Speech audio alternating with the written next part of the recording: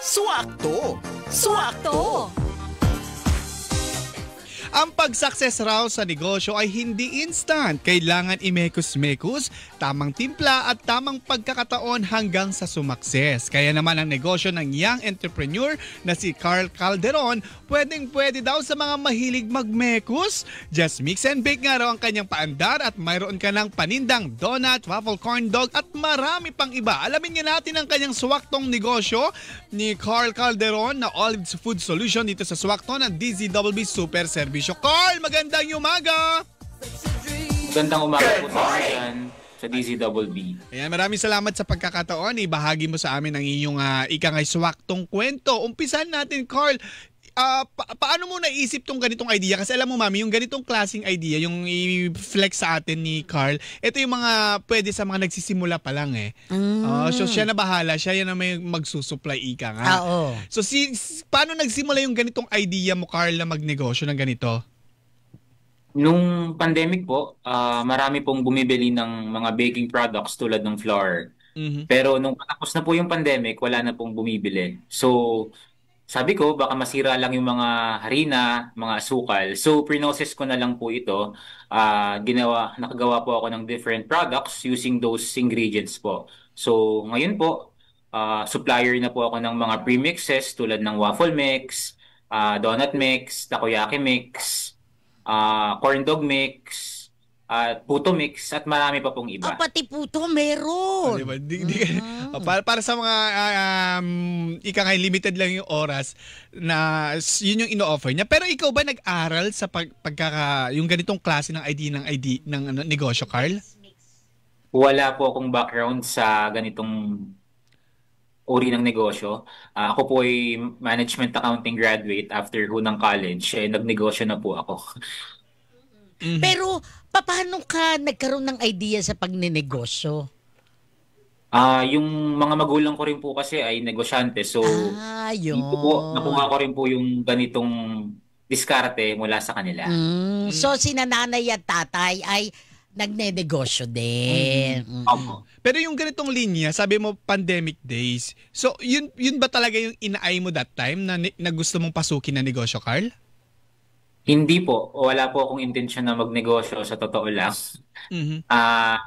Sa tingin ko po parang biyaya na lang dahil nagkaroon lang po ako ng idea dahil ayaw ko nga po masayang yung produkto na binibenta namin. Binenta ko po siya online tapos nag-click po siya. Currently po, ito pong mga products po namin ay number 1 sa lahat ng e-commerce platforms. Sa mga kategory ng waffle mixes, takoyaki mix, corn dog mix, at iba't iba pa pong premixes. So nakita mo nung sabi mo, in-experiment mo lang nung after pandemic para i-pack na ito, nagulat ka ba yung pagtanggap ng publiko na may ganito palang klase din na pwedeng pagkakitaan? Opo, actually po, marami pong tumangkilik sa products namin. As a matter of fact, may ilan nga po na dahil daw po sa produkto namin, lumakas daw po yung benta nila sa kanilang mga coffee shop, sa kanilang mga restaurant dahil masarap po yung produkto namin. At the same time po, may mga experience na rin po ako na yung mga products po namin ay dinala po outside of the country dahil nga po nagustuhan po yung products namin. So, nag-start po ako noon, just 2 years ago, with only a single employee. Right now po, 10 employees na po ako. So, hindi ko po in-expect yung growth ng aking business. Sa ganyang klase ng negosyo, Carl, naalala mo pa ba magkano yung una mong naging puhunan? Sa totoo lang po, dahil nga po ginamit ko lang po yung harina ng aming ng negosyo po, halos hindi ko po siya masasabi ko nagsimula ako sa zero, no? Pero kung tatansyahin po natin 'yon, tingin ko po kung panimula lang mag-start ka sa isang sakong harina, asukal at iba't iba pang ingredients, tingin ko aabot ka ng mga 20,000 po sa ganitong negosyo. Yung ganitong klase ng mixes, hindi ba na nababago yung lasa, yung quality ng paninda na pag naluto na? Again po. Hindi ba nababago o ika ngayon na pepermiso yung quality ng isang produkto pag mga ganitong klaseng premixes na siya? Hindi naman po. Opo, sa amin pong sa Olives Food Solution, we make sure po na consistent po yung aming mga premixes. Kung paano po ako nag-umpisa sa aking pagnenegosyo ay consistent din po. So, masasabi ko po na kaya po yun po yung isa sa rason kung bakit po lumago yung aking negosyo kasi consistent kami sa aming formulation, sa aming mga Mm. products. So sino-sino yung mga market mo at ano yung mga negosyo nila? Bigyan mo nga kami ng idea. For example, kami ni Mami gusto naming magkaroon ng food stall. Karamihan ho ng mga bumibili sa amin ay mga coffee shops, mga restaurants.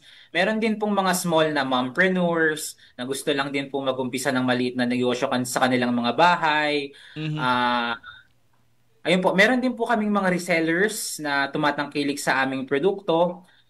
Ah, Mhm. yun po. So for example, Tumatanggap resellers. sila ng reseller, Toots. Tumatanggap kayo ng reseller, Carl? Opo. Opo, tumatanggap po. Magkano yung starting kit namin? For example, magre-resell kami sa isang lugar, si Mami sa Marikina. Mm. For as low as 20,000 pesos po, free shipping na po yun.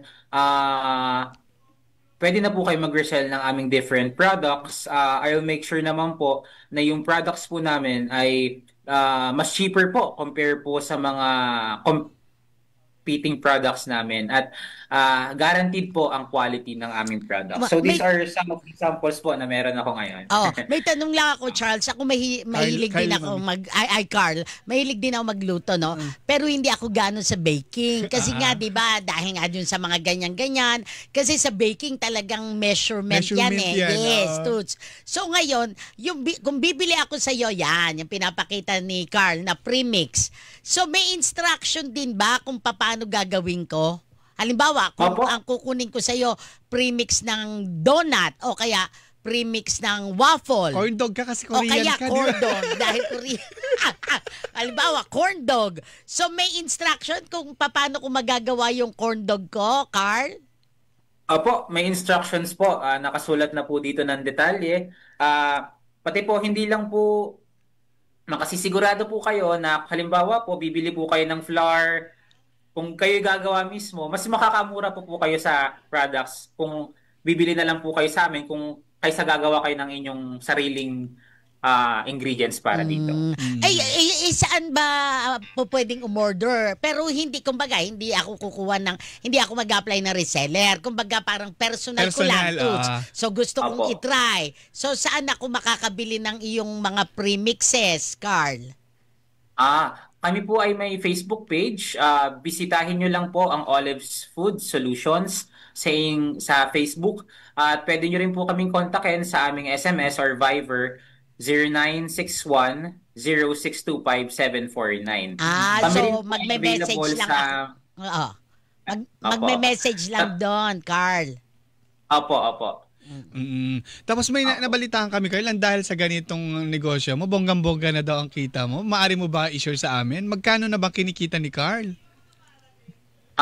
Sapat lang naman po for sa akin. Tingin ko po more than the profit.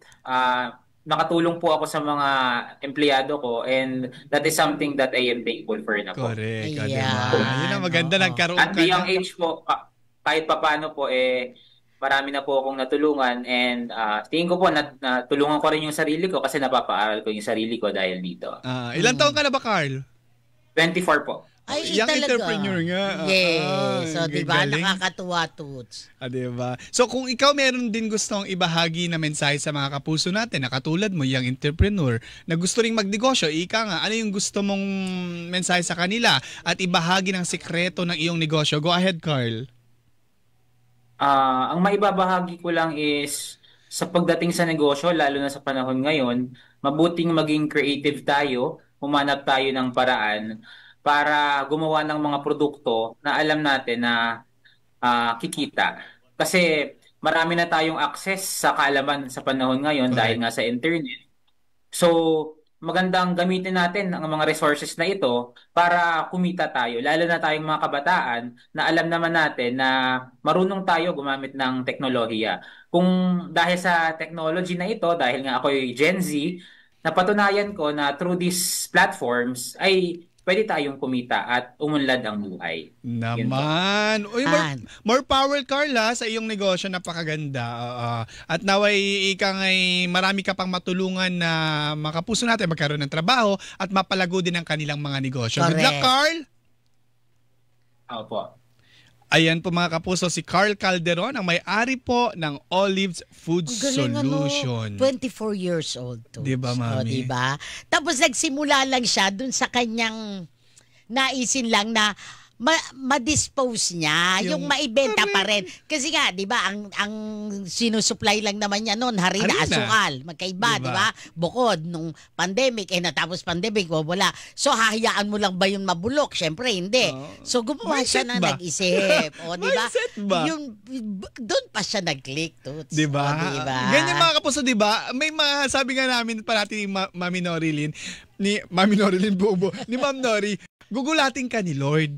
Yung pinapangarap mo, sabi nga namin, may ibang nakalaan pa para sa'yo Na mas maganda mahigit pa sa Yes. pinapangarap mo. At hinihingi mo. Correct. Kaya magtiwala lang po tayo mga kapuso. Pray lang po tayo lahat ito. Ika ngayon mga kapuso ay pinagdadasal. At kapag naman natupad ng ating dasal, magpasalamat tayo parate. Correct. Be thankful. Be thankful always. Kaya Yes. thank you, Lord.